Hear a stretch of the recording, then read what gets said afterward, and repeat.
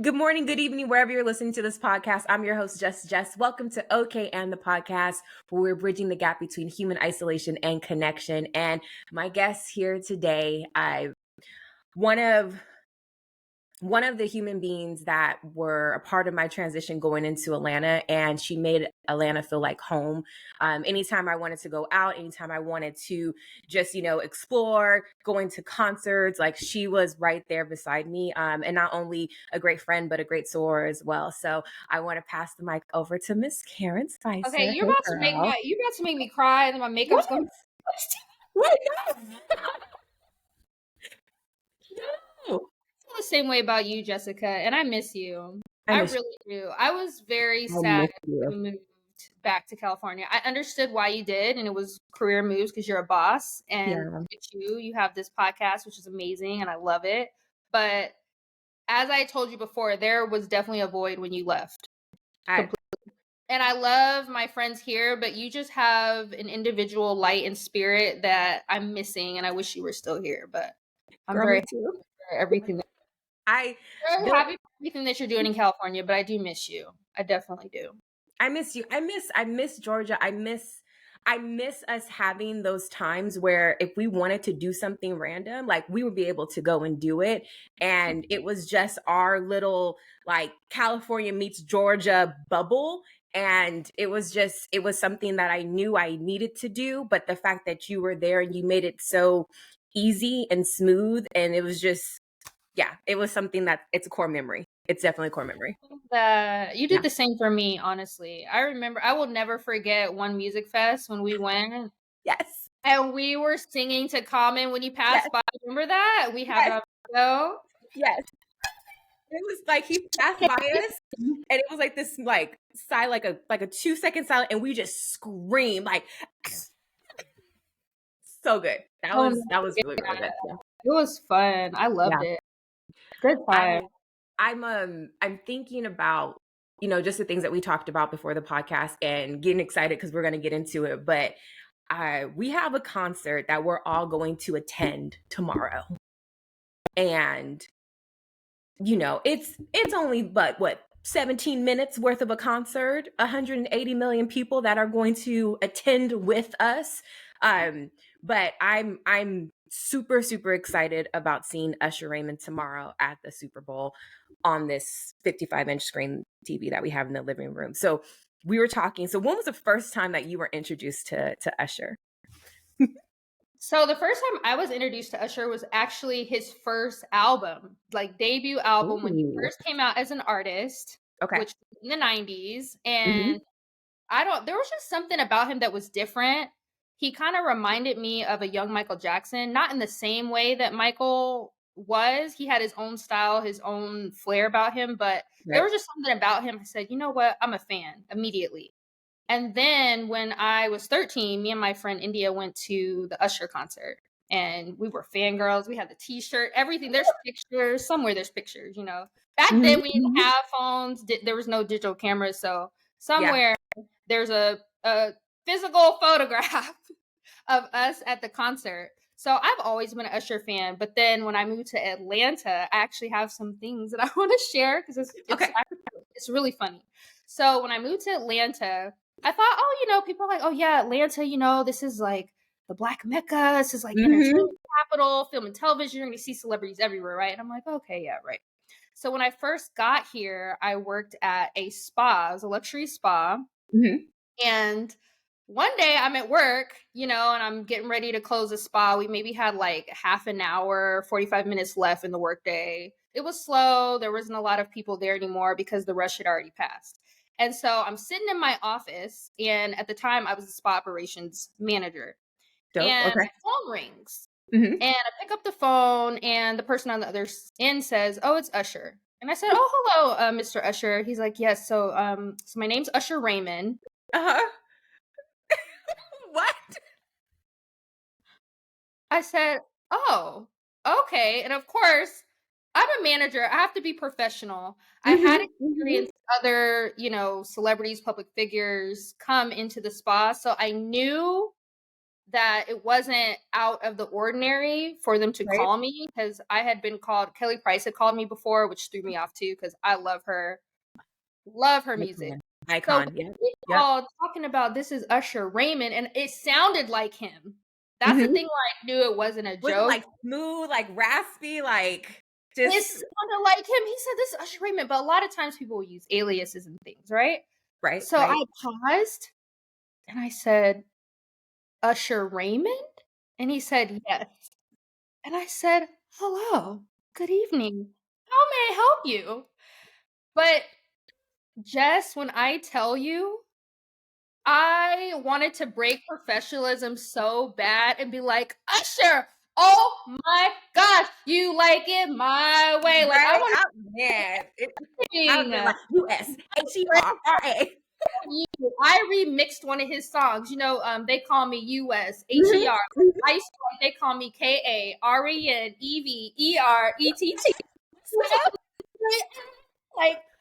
Like I'm a super fan, right? So I Mhm. couldn't get out of character and be like, no, you have to be professional. So he said, "Oh, like, is there any opportunity I can come in this evening?" And then he was married, and he said, "So can me and my wife come in?" I said, "Oh, sure," Yeah. And he said, "You're gonna be there, right?" I said, "Yeah, of course." And they came. I was there. I greeted him, everything. But it's just in that moment, I thought, I cannot believe this is my life. Mhm. I Mhm. cannot believe that Usher just called me on my personal work line. Well, it's not Man. personal, but you know what I mean. My Mhm. direct work line, and asked for me. What? I can only imagine just the sheer joy, but then knowing like where you're at to like Wild. But then, okay, so that was the okay. first time, right? But then there was another time. So then he came again to the spa, and Mhm. it was his anniversary. So we helped him celebrate his anniversary and helped him Okay. plan like these spa treatments, all this stuff. So the whole day, I had to coordinate with him as a surprise for his anniversary. Do you know the whole time I just was thinking to myself, is this for real? I'm helping Usher plan an anniversary? Mhm. What? You are. You It are. was insane. Yeah. I just couldn't believe it. But he's such a nice person. Super nice, super sweet person. Um, and then I also roller skated with him before. So I've seen Usher like up and close and personal and interacted with him 3 times in my life. Can you believe Okay, that? because yeah, well, and most people don't do Right. any of that at all, let alone just to be able to work with him like from a one-on-one perspective too. And then do something that he loves to do, which is roller skate. So that's just I phenomenal. know, and I couldn't go to the Vegas residency. My dad went. My dad went to Vegas with all of our family members. I was trying to go in France, so I was in Paris, France, at the time when he was Ah, doing okay. those. Okay. And the only reason why we didn't go is because my card, they thought it was like some fraud hold or whatever, and they said, Oh, "Oh, we have to hold it because it's weird that you're like buying these tickets." Because so one of the banks, I told them, I'm going to be traveling. I always do that, but then the sure. other one I forgot to tell them I was traveling. So they said, "Yeah, Okay. we thought it was fraud because you're like in Paris buying tickets to Usher concert." Yeah. I mean, thank you for the protection, but no thank you when I'm trying to get these tickets. Right. Like, I get Right. it. Then Ugh. like the whole process of like getting it going, I said, "You know what?" Like, and I tried to buy them again and it kept happening again, and they said, "We're so sorry. We're so sorry. Like, it's our system, whatever." So I was like, "Don't worry about it." So I ended up not going to the concert. We ended up having dinner or whatever. But I Yeah. tried. I tried to see Usher in concert, but then my husband also reminded me. He's like, "You know what?" He said, "The cool thing is you have interacted with Usher on multiple occasions. Yep. So Very true. That's even that's though the you didn't silver go to lining to it. even though you didn't get to go to the concert, you still, Mhm. you've had your Usher moment, so you should be happy. I'm like, you are right. That So is true. That is it's funny have because my so my Usher cousin, moment. yeah, with having your Usher moments, I mean, just being able to have one-on-one like conversation and coordination Mhm. is it's a different intimacy because you have the music, you can go, look at concerts, but just to know like you have those core memories, that's pretty awesome. Yeah, My I would. cousin she went to Paris. Her and her husband took her to Paris. So she saw him there. She saw him. Darnisha saw Usher, I think she's seen him maybe 3 times in Vegas. One time Wow. her leg was jacked up. So she was in there with like a whole cast on her with crutches, like, I'm gonna go see Usher. And then my sister Yeah. Angel, they both went together. So the funny thing about it is, when 8701 came out, that's when I was supposed to go see Usher. And I got in trouble for, I don't know what I got in trouble for. I'm still trying to figure out if it was my mom found like a letter that I wrote to a boy, something along the lines of a boy. I know that. But 8701 was happening. He was in concert. My parents got me tickets. And because I got in trouble, I wasn't able to see him. They took my tickets away. And so Mhm. since then, I've been trying to see Usher. And I'm like, look, Vegas happened. But it was crazy because the Vegas tickets were, at first, when he first started his residency, they were decent. And then I think post Notice Kiki that. Palmer, they went up to like $700-800. And I was like, yo, Notice that. More like, celebrities that started showing up, the prices started raising. That's similar to Coachella. Coachella, we used to go back in the day. I yeah, mean, nobody cared about it, but it definitely wasn't on the level of popularity that it is now, for sure. I don't know if Coachella is going to do good this year. I mean, because their lineup was, I think, was it, is it No Doubt that's going to be there? Maybe Yeah, a I Gwen saw the Stefani by lineup. herself. Yeah, it's not. I don't know. I wanted to go for my birthday, but then yeah, No, too one much, of too one of much. my somebody I know like works for it, and they're just like, this Just year, come I on down. don't know. Yeah, and the lineup wasn't released yet. They're like, Yeah. it might not be all that, so maybe just save your money.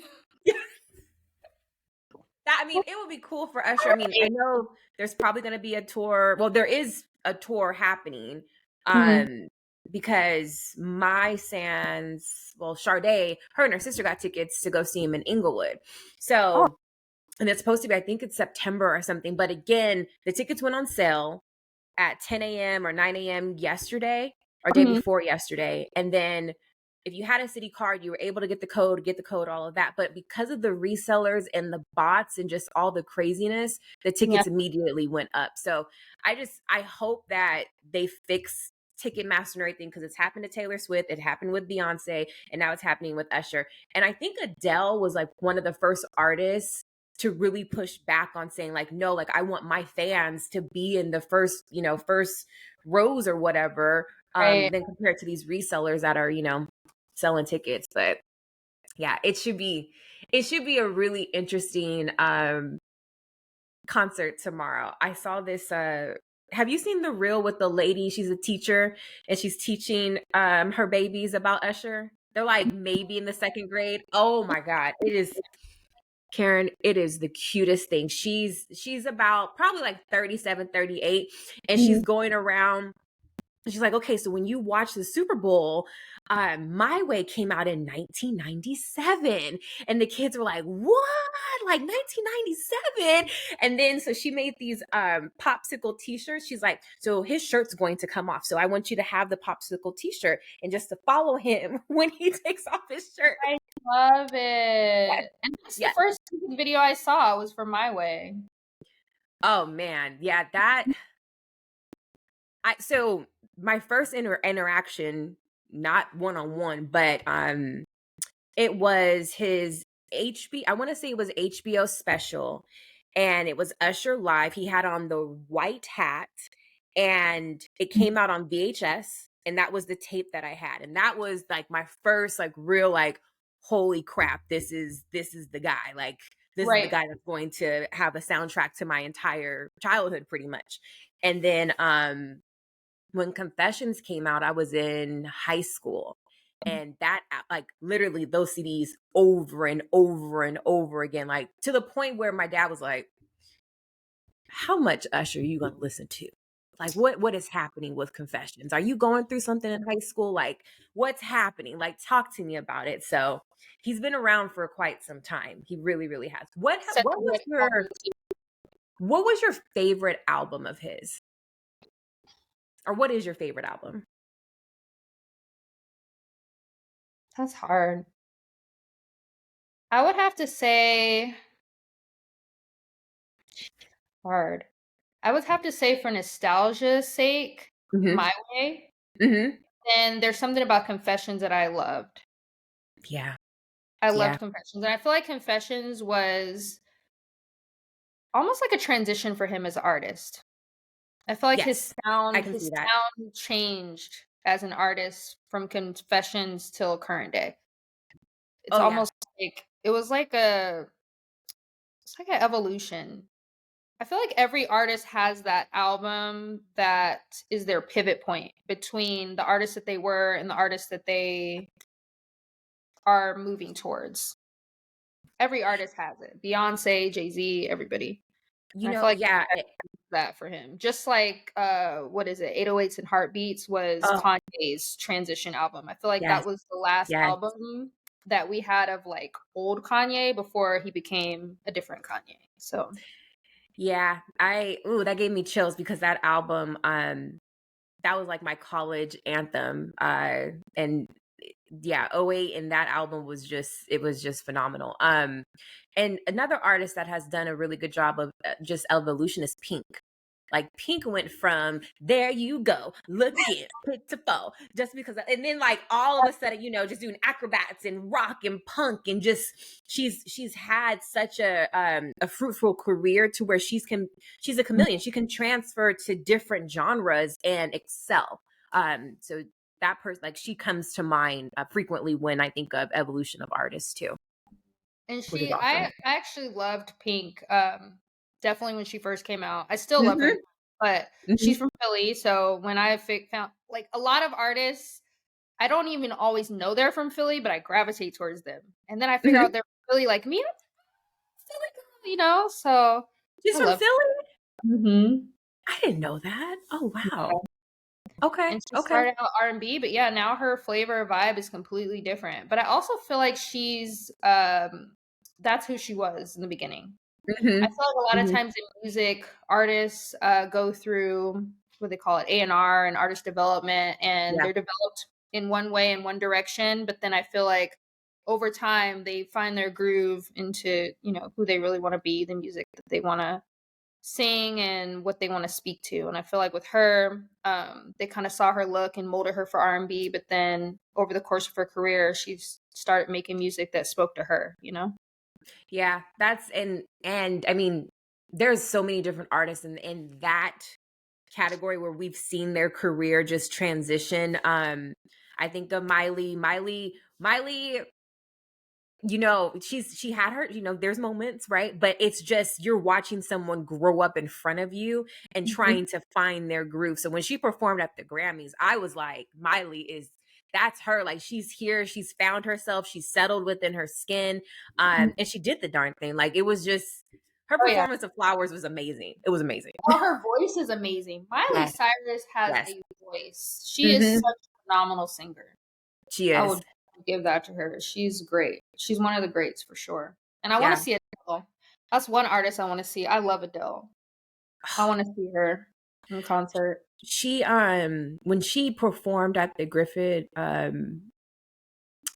Observatory, that was just it was priceless. I mean I can see it from the rooftop, but I was like, dang, I wish I was there to go see Adele in person, but it was probably like all blocked off and stuff, and just dealing with that chaos would have been chaos to say Same. the least. But I know a few people that went because I saw on their social mhm. media. So I lived vicariously through them, all the behind the scenes and everything. But it seemed It's a like it was good concert venue too. I didn't think about that from a just being outdoors, but like when you think of acoustics and all that, like you're really fighting with the environment. So but her voice will carry through all the elements too, so which is good. absolutely. So I'm thinking we're going to transition now because one, um the amount of inspiration that you give to people, not only via social media, but when you talk to people, you interact with folks. I want to get into just overall, like going into leaving California, then going to Georgia, and the things that you've been able to pursue. Let's talk about, like, let's get into it because I know there's a lot of behind the scenes things, Karen, that you have done and are doing. Like, you are a jack of all trades. When you moved from California to Georgia, what was that transition like? How do I explain it? So I almost feel like in a way moving to Georgia was a homecoming. And I Oh, say that in the sense of my identity being a Black woman. okay. Okay. Living in the Bay Area, California, there's some diversity. Mhm. However, there's a very small percentage of people who look like me from the cities that I grew up in and just in general across the Bay Area. LA, I feel like, has a different flair in terms of their demographics, but definitely California in the Bay Area, especially the city that my parents live in currently, I think there's like 3% or less Black population. Okay. And there's thousands of people that live there. They live in the second largest area, which is the South Bay, which is home to millions of people. Mhm. So 3% among millions of people. There's not that many Black people. And so when I moved to Atlanta, everybody kept saying, it's the Black Mecca, it's the Black Mecca. And when I got Mhm. here, I looked around and I thought, they were not lying. It was a culture shock for me, Yes. honestly, which Yes. is ironic because I am Black, Mhm. Mhm. but it still was a culture shock for me as a Black person to be surrounded by so many Black people. And not only just Black people for the sake of being Black, but successful Black people, Mhm. Mhm. Black people in positions of authority and autonomy that I had never seen in my life. Right. Right. Or if I'd seen it, they're one of a very small few. But here it was like the norm. Mhm. So in a Mhm. way, I feel like moving here was a homecoming for me as a Black professional and seeing people doing the things that I wanted to do, where back home, I could only hope to be invited to the table, whereas here people were creating tables, pulling up seats, creating seats, as they say. Mhm. And so that's the one thing that I feel like really separates where I come from and where I am now is the population. Obviously, California, there's beaches, there's year round sunshine, geography is very different. So, obviously, also the environment is very different in Georgia than California. So, that also was a culture shock for me as well. But I would say, really, what makes me proud to live here and happy to live here is the fact that I see so many young Black people thriving in this city. It's a When you said culture shock, that's how I felt as soon as I got off the plane.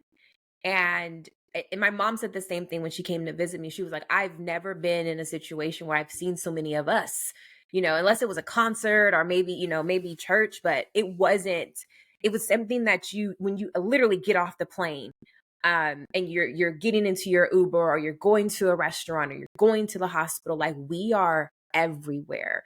Every And when you're not surrounded by that, or you're always the only one in the room, it's so I don't know, just it's magical. It's like, hi, hi, hi, hi, hi, versus only is seeing one person across the room and you're like, oh hey, like, and you gravitate. So I love that culture shock was there for both of us. Because when I got off the plane, I said, oh, okay. never been in the majority at any point in my life. I had never Hmm. been in the ethnic racial majority of Hmm. anywhere that existed, not at work, not in school, not anywhere aside from family events, which is a given because it's my Right. family. Right. But outside of that, nowhere had I been a part of the racial or ethnic majority of any spaces that I was a part of. Here, you go to events, Yeah. it's predominantly Black people. You Yeah. go to a restaurant, you see a lot of Black people. You know what I mean? It's Hmm. just interesting. And Hmm. it doesn't exist in a lot of places. And I've traveled so many places and it's very special. and it's unique to here, really. I mean, New York, I would say, is a melting pot, Yeah. but Yeah. New York is the most diverse place I've ever lived in my life. But Atlanta is a great place for anybody, but especially Black women who are interested in business, entrepreneurship, or just having a great quality of life and being surrounded by your culture. Like when I drive, yesterday I came back from the Bay Area, California, and when Mhm. I drove down the freeway in California, I'm seeing NASA. This is where I live in Silicon Valley. I see NASA, Tesla, 23andMe, Mhm. Oracle, Intel. It's literally the Silicon Valley. And any company you could think of that is a juggernaut in tech, engineering, semiconductors is there. You come here, next day, I'm driving down Mhm. the freeway in Atlanta, and I am seeing Google, Microsoft, to my left and my right, but then I'm seeing MLK historic site. Yeah. I'm seeing Jimmy Yeah. Carter. I'm seeing more of our political and civil rights leaders who really, really made strides and changes not only in the South, but in the United States and around the world. So Mhm. it's just a different vibe. It's a different vibe, but I love it. I love it here, and I've been here for nearly 7 years. So Mhm. That's a it's- that's one of the things too where I didn't really you read about MLK and you read about different things in history books, but it's different being there. It is different going to MLK's memorial and just witnessing and going to Ebenezer Baptist Church and just the history that we were not exposed to unless you go to Atlanta, unless you take a college course that's really going to give you the details that you're not going to learn, K through 12. They're not going to be there. They're not going to be there. I remember going in. Um, I took my grandfather and I took my great uncle to MLK Memorial, and they were, I mean, emotional. Papa is a veteran from Vietnam, and then just looking at these very well-rounded Black men to come to MLK and just for them to feel that emotion because they lived through it. They lived through it from a California lens, but to be in Georgia to see it and to feel it was just something that I you can't explain it. Like you have to be able to go and witness all the goodness that we've had, but all the tragedies that melt into our culture. So it's I feel like everyone should be able to either visit or live in I Georgia because it I just agree. connects you to your roots. It does. Absolutely. And it's just people that you just don't expect to be in rooms with. Like I went to Hmm. Ambassador Young's 90th birthday. I would have never probably thought in a million years that I would be in the room with somebody who fought beside Martin Luther King Jr. and Right. Abernathy and so many other people. You just never think that when you're a Californian and you grew up in California Hmm. that doesn't in your vicinity have such a focus and emphasis on civil rights history or Black history and culture. Especially too here, you have Spelman, Morehouse, Hmm. Hmm. Morris Brown College, Clark, Atlanta, and in the Bay Area, I think there's one HBCU adjacent in Los Angeles, Charles Drew, and they have collaboration with UCLA, but there's really no HBCU culture in California, not in the same way that it is here in Atlanta or in other southern states. So there's just a lot of really beautiful cultural moments here and experiences that I've had that I love it. And I'm happy that I moved here and I'm happy that I live here now. So How did you how did your transition go when it came to work and going into these different rooms?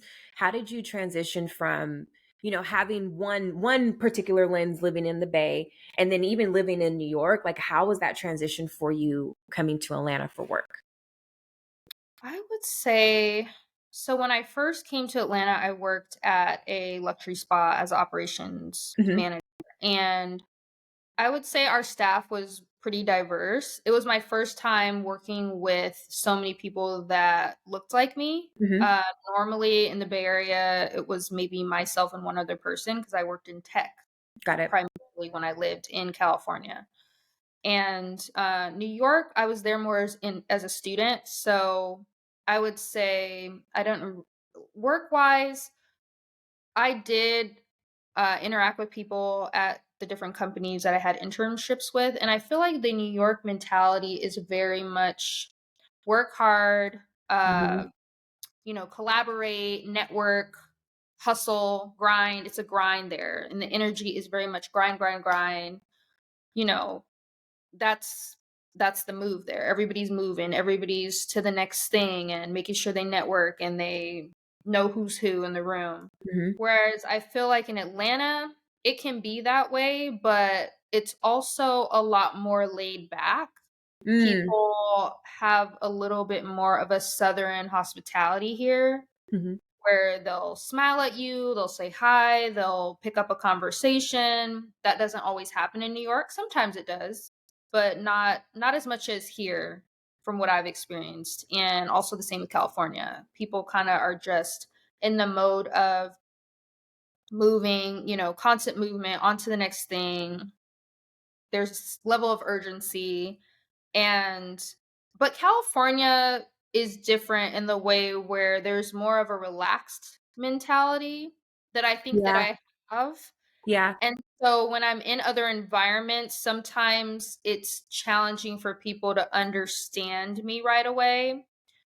So, for example, working in film and television, I've worked as a coordinator Mhm. and I always will get my work done, but I do it my way. Mhm. We were just talking about that. Right. Reference us or anything, but I do things Yeah. my way and my style because I'm very comfortable in who I am. And so Mhm. whenever I show up in spaces, I show up as my authentic self. I don't code switch, I don't do anything. I just show up how I am. Mhm. So for me, I'm a very relaxed individual, but I get my work done. Whereas in certain environments, people are used to frantic, like, we gotta do this, da, da, da, da. I need to Right. look busy. And I just don't do all that. And I still get my work done. So I feel like in Atlanta, because there's a melting pot of people from New York, from California, and then you have Atlanta, Mhm. everybody has their idea of what working efficiently means, what team building means, what networking means, and how to be successful. And here, because you have so much influence from the North, and then you also have the South, but because the personality styles are very different, Mhm. Mhm. it's just it's interesting. That's the best way I can describe it. It's very interesting to be in working environments here because I can usually immediately tell who is a transplant and who is not. How? I would say Atlantans are, and not to generalize, but I just feel Mhm. like there's more of a comfortability that they have because this is their home, Yeah. and Yeah. they tend to they tend to be more outgoing, I feel like, in the sense of getting to know people and Mhm. talking to you, trying to figure out, what you're about. But I feel like that's more of a generalization because Californians and New Yorkers are that way too. People from the East Coast are that way too. So, I think at the end of the day, I've had a lot of conversations with Georgians. I don't come across native Georgians a lot here. Yeah, that's Uh, rare.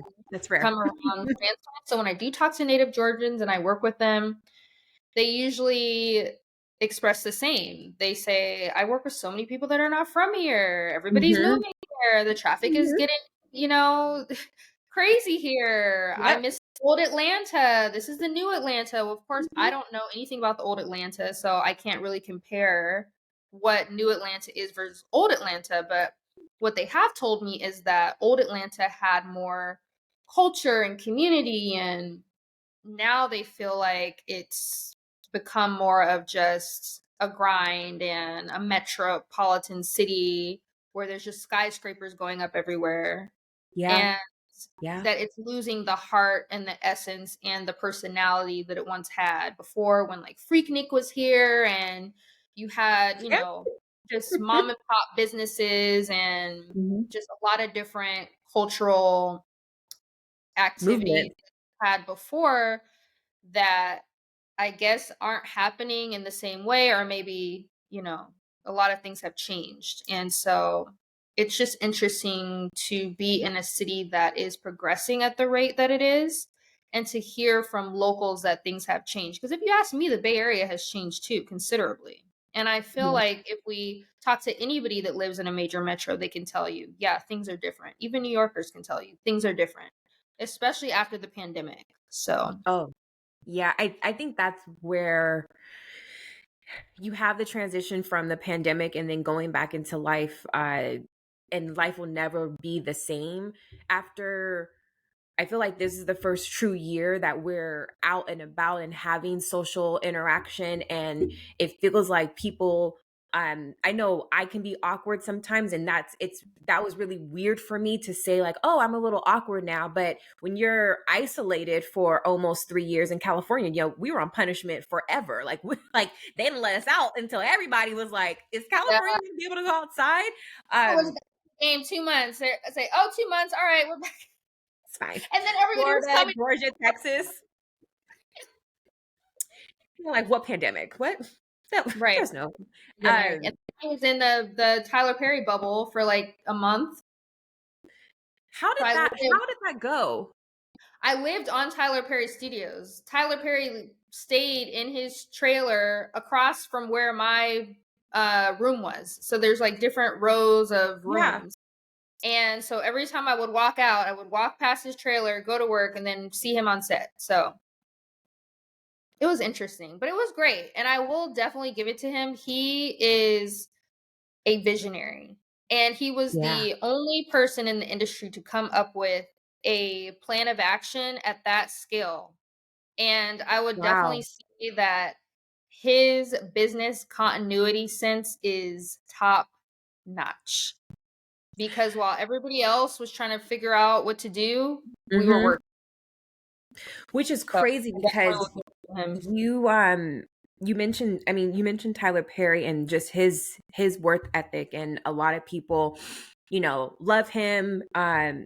Started off with his plays, etc. But I think a lot of people don't understand what it takes to have a movie studio, let alone the biggest, to where you walk on set and oh, Black Panther's being filmed. Okay, cool.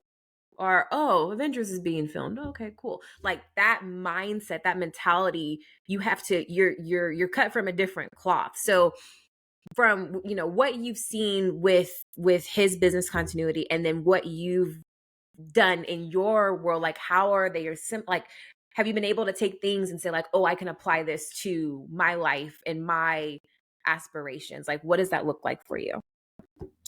I would say that working for him, I have definitely gotten to watch him Hmm. in ways that a lot of people have not, unless you're working on set with him, obviously. And Yeah. he's very efficient, and he just keeps things moving. And another thing that I really appreciate and have learned from him as an entrepreneur is to do what works for you. Know your Mm. audience and do what works for you, regardless of what anyone else has to say about the decisions that you make for your business.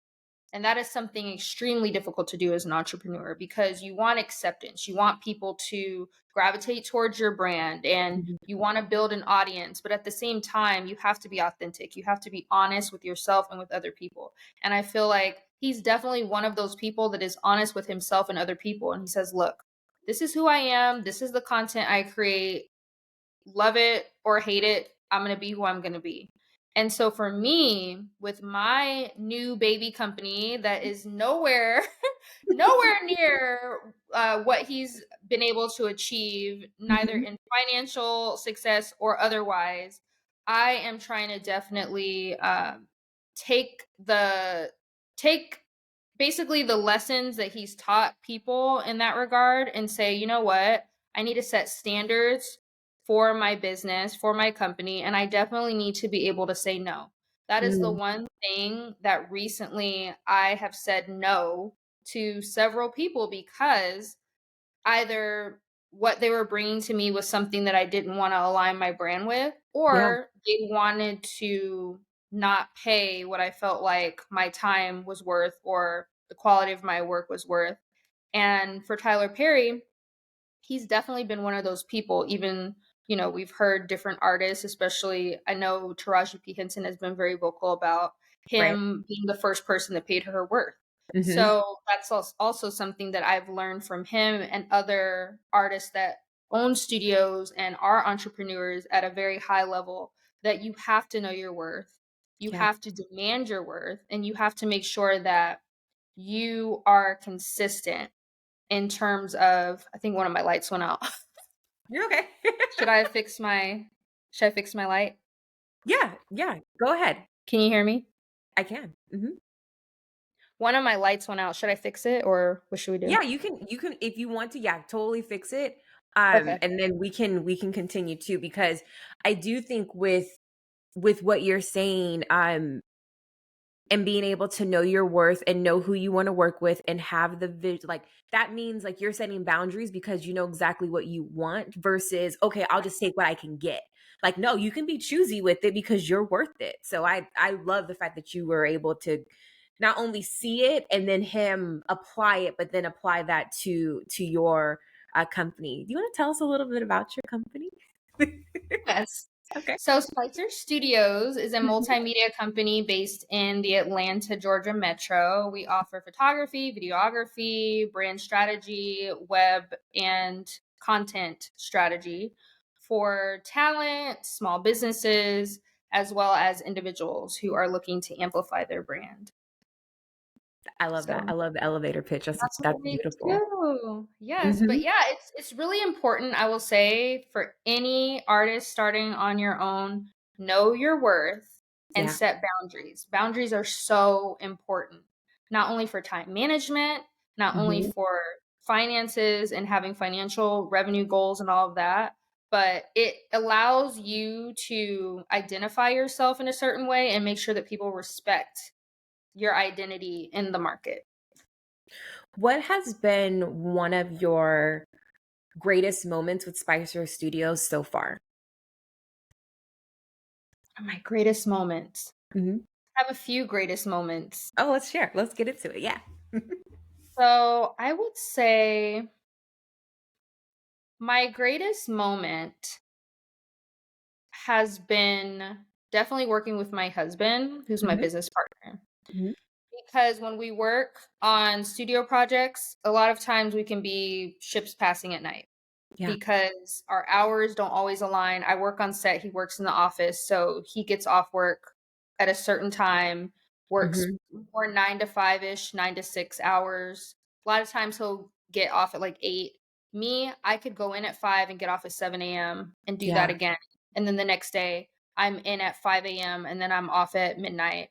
So my hours are very inconsistent, whereas Mhm. his are more consistent. So at least with us working in Spicer Studios, we're both working together, same time, same hours. We're able to film together, edit together. So I feel like with us, we already had a strong bond, but I feel Right. like it's made us even stronger together by doing business together as well as being life partners. So that I would love be that. one. And then I would say in terms of the actual work, let me think, because there's so many exciting things that we did last year. Mhm. I loved shooting Paris Fashion Week. I Oh. loved shooting the Luminary dinner with Tamron Hall and D Nice because I've Mhm. long been a D Nice fan, even when he was rapping, which a lot of people don't even know he did that. Right. Very true. Very But true. I remember his song, My Name is D Nice. I remember him from back then. And so Wow. when I posted photos of him, he DM'd me and Mhm. asked me if he could, get the photos from me and if he could post them. So then I gave him the photos, he reposted them, and he tagged me as the Nice. photographer.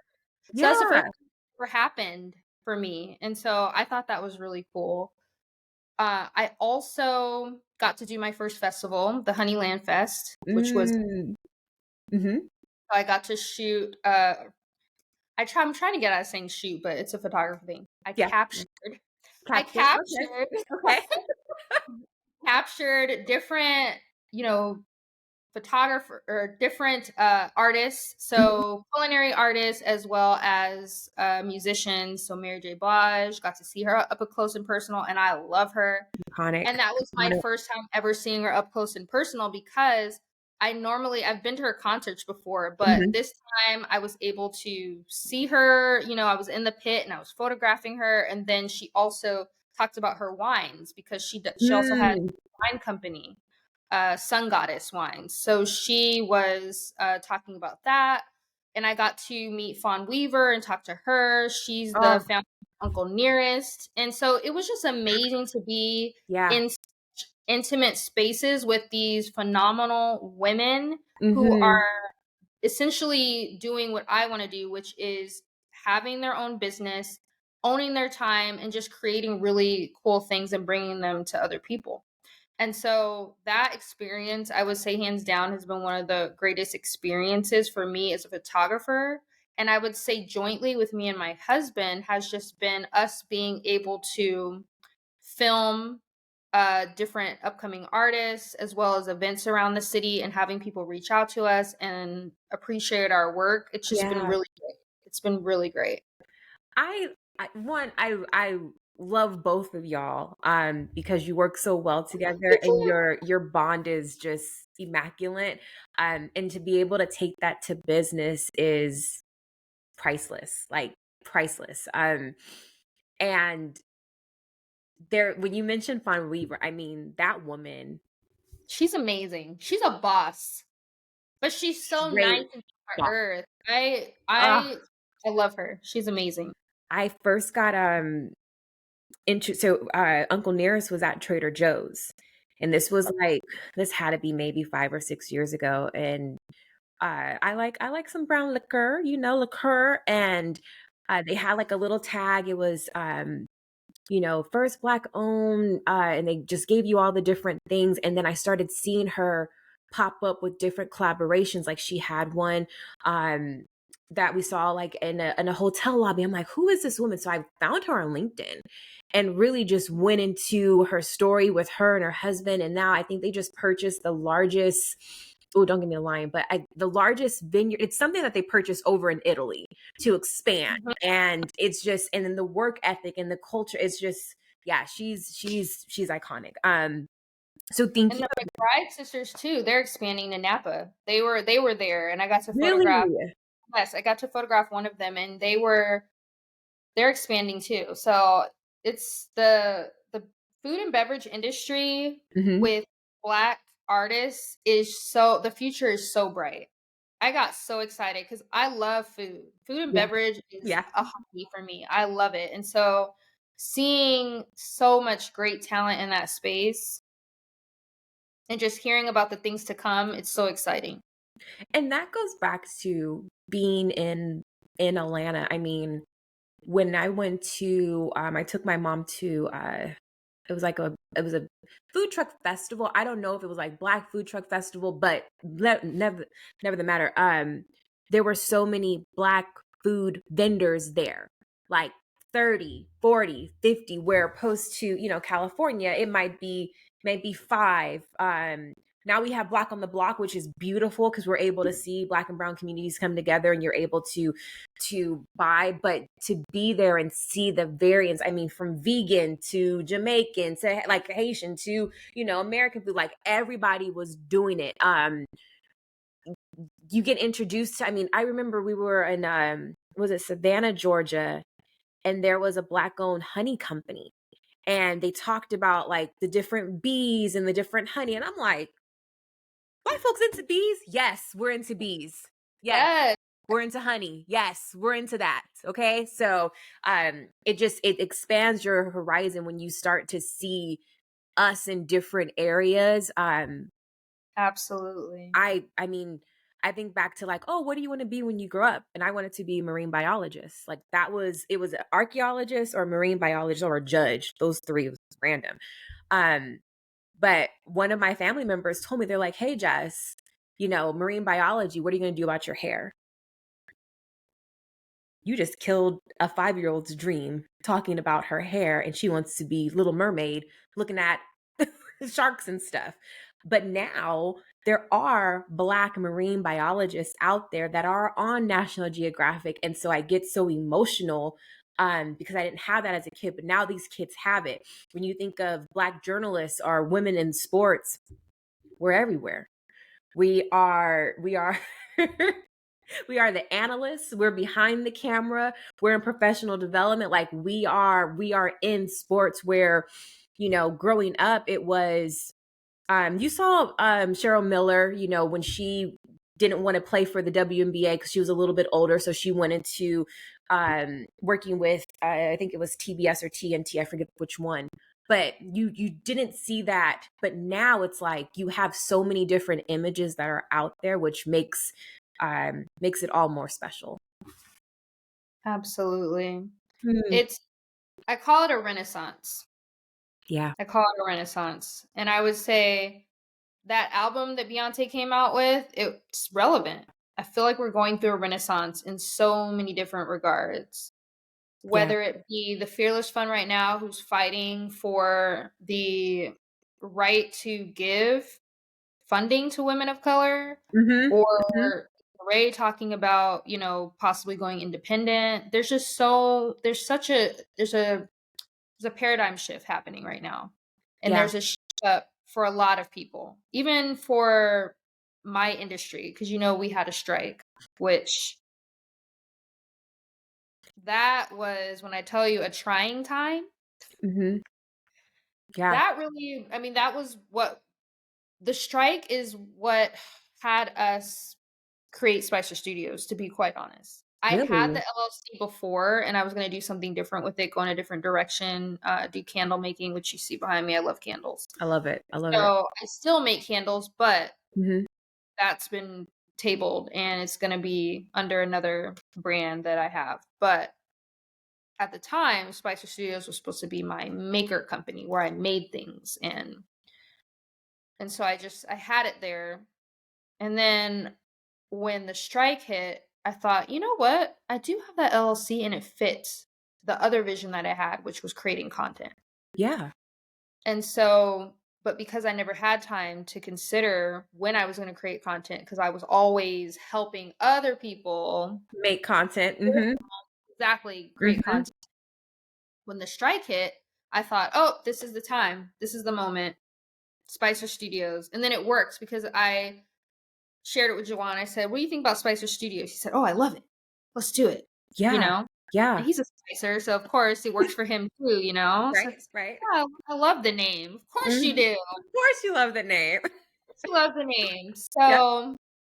So yeah.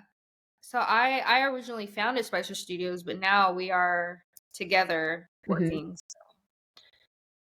Uh, it's just, I think what I love to see and what I've seen come out of the strike, come out of the pandemic, is people just being resilient, people figuring it out, people bearing their soul in a way and talking about things that they might not have had to talk about or wanted to talk about Yeah. before overcoming challenges.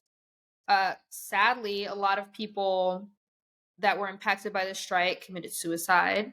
Mm. People lost their homes, people were evicted, people had their cars repossessed. So many things. So many things came out of that 8-month period of time. And it's heartbreaking. Yeah. It's so heartbreaking. And even now there's a lot of people that are not working. There's people that have exited the industry that just threw their hands up and said, like, I'm done with this for their various reasons. But I would definitely say that the strike, though a victory in some ways for the writers and the actors, was definitely collateral damage for the rest of us that were involved. Wow. So I think um, in this phase, a lot of people are starting new businesses. A lot of people are thinking about how they can be multi-talented and diversify their income. I even got asked a lot of times, how do you do so many different things? Mm-hmm. So I think people are just ready to not put all of their eggs in one basket Yeah. and be agile in the way where if one, thing doesn't happen the way that it's supposed to, or things fall apart in one area, they can bounce to the next thing. So, Well, you are a walking renaissance in all the things that you are able to accomplish and do and pivot and have flexibility and have grit. So I want to say thank you for coming on the podcast, Miss Karen. yeah, This was or- so much fun. And then we'll invite you back because I know we have multiple stories, multiple conversations that we can have. So until next time, y'all, take care. Bye.